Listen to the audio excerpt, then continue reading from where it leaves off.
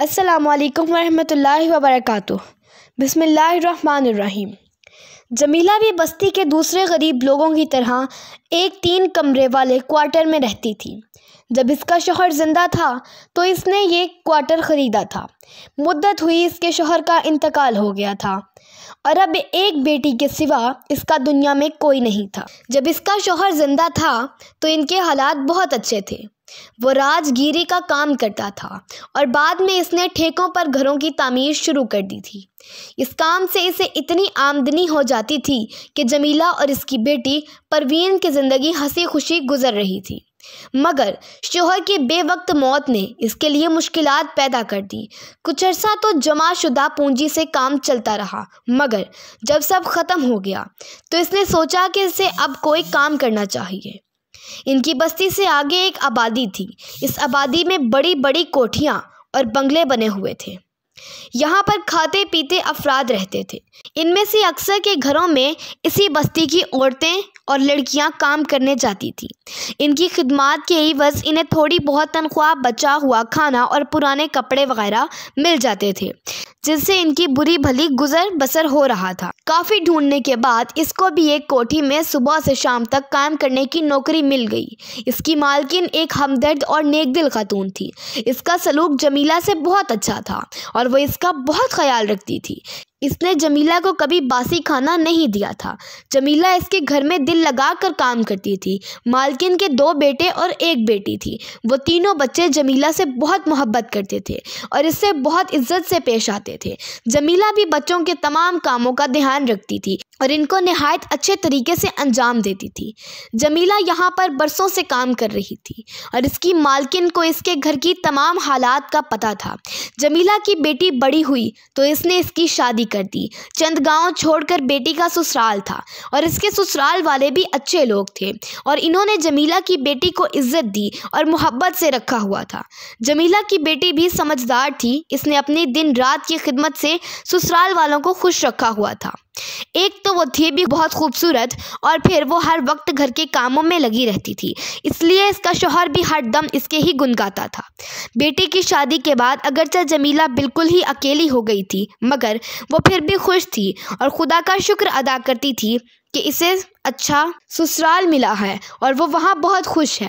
اس کی بیٹی کی شادی میں اس کی مالکن نے بھی بہت مدد کی تھی، جس کی وجہ سے اس کا جہیز بھی اچھا بن گیا تھا۔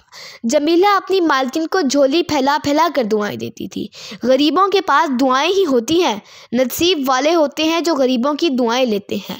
جمیلہ کی مالکن دوسرے غریبوں کی مدد بھی کرتی تھی، ان کو کھانا کھلاتی تھی، پرانے کپڑے اور جوتے دے کر پلاسٹک کے برتن نہیں لیتی تھی، بلکہ ان چیزوں کو ضرورت مندوں میں بانٹ دیتی تھی۔ سردیاں شروع ہونے سے پہلے وہ پرانے کمبل اور سویٹر وغیرہ بھی بستی کے غریب لوگوں میں تقسیم کر دیتی تھی۔ اسے جانے کس کی دعا لگی کہ اس کا حج کا بلاوا آ گیا اور وہ اپنے شوہر کے ساتھ اس مبارک سفر کی تیاریوں میں مصروف ہو گئی۔ مالکن کے شوہر کی ایک بہن جس کا نام خالدہ تھا، کسی قریبی شہر میں رہتی تھی۔ حج پر جانے سے پہلے گھر کی دیکھ بھال کے لیے اس کے شوہر نے اپنی بہن کو اپنے پاس بلایا اور اس سے کہا کہ جب تک وہ حج کر کے واپس نہ آ جائیں وہ گھر میں رہے تاکہ چوری چکاری کا ڈر نہ رہے۔ خالدہ ایک عجیب مزاجی اور سخت طبیعت کی مالک تھی۔ ادھر جمیلہ کی مالکن گھر سے گئی، ادھر اس نے جمیلہ کو نوکری سے نکال دیا۔ اس کی وجہ یہ تھی کہ وہ اپنی خادمہ کو اپنے ساتھ لائی تھی۔ جمیلہ نے اس پر احتجاج کیا تو خالدہ نے چیخ چیخ کر محلے والوں کو اکٹھا کر لیا اور اس کی بہت بے عزتی کی۔ اس نے کہا، میری مرضی، جس کو چاہوں رکھوں اور جس کو چاہوں نکال دوں۔ جمیلہ نے آخری کوشش کے طور پر اس سے درخواست کی کہ وہ اس کی مالکن کو فون کر کے اس بات کی اطلاع کر دے، تو وہ مزید غصے میں آ گئی اور اپنے ساتھ آئی ہوئی خادمہ سے کہہ کر اسے دھکے دے کر گھر سے نکال دیا۔ جمیلہ نے جب یہ کہا کہ مہینہ پورا ہونے والا ہے، وہ اس کو تنخواہ تو دے دے۔ اس پر اس نے کہا کہ جب اس کی مالکن حج سے واپس آئے گی وہی تنخواہ دے دے گی۔ یہ منظر اور تماشا دیکھ کر تمام محلے والے توبہ توبہ کر رہے تھے۔ خالدہ کی غرور بھری باتیں اور جمیلہ جیسی غریب نوکرانی سے اس کا ہتک آمیز رویہ کسی کو پسند نہیں آیا تھا۔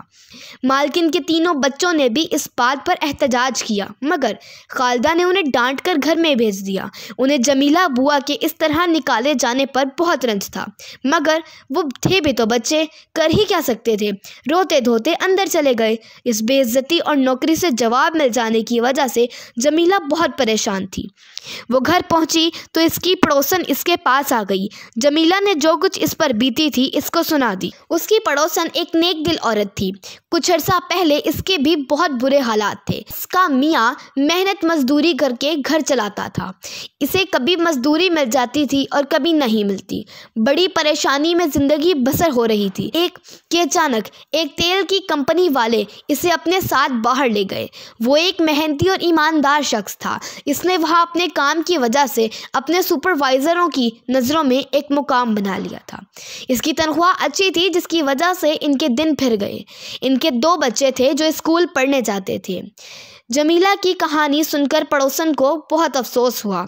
थोड़ी देर बाद वो बोली, मैं तुम्हें ये बताने के लिए आई थी कि तुम्हारी बेटी के गांव से एक आदमी आया था। वो ये पैगाम देकर गया है कि वो अपने शोहर के साथ जुमे के दिन तुम्हारे घर तुमसे मिलने आएगी। इन बुरे हालात में ये खुशी की खबर जमीला पर बिजली बनकर गिरी थी। इसके पास तो इतने पैसे भी नहीं थे कि वो बेटी और दामाद की ठीक तरह से मेहमानदारी कर सकती। अगर खालिदा इसको तनख्वाह के पैसे दे देती तो फिर फिक्र की कोई बात नहीं थी। वो बेटी और दामाद की अच्छी तरह मेहमानदारी कर सकती थी, मगर अब तो इसके पास कुछ भी नहीं था। इसकी परेशानी भांपकर इसकी पड़ोसन ने कहा, बहन फिक्र मत करो, तुम्हारी बेटी और दामाद का मामला है। मुझसे कुछ पैसे लेकर काम चलाओ, जब सहूलत हो वापस कर देना। जमीला ने इसका शुक्रिया अदा किया और कहा,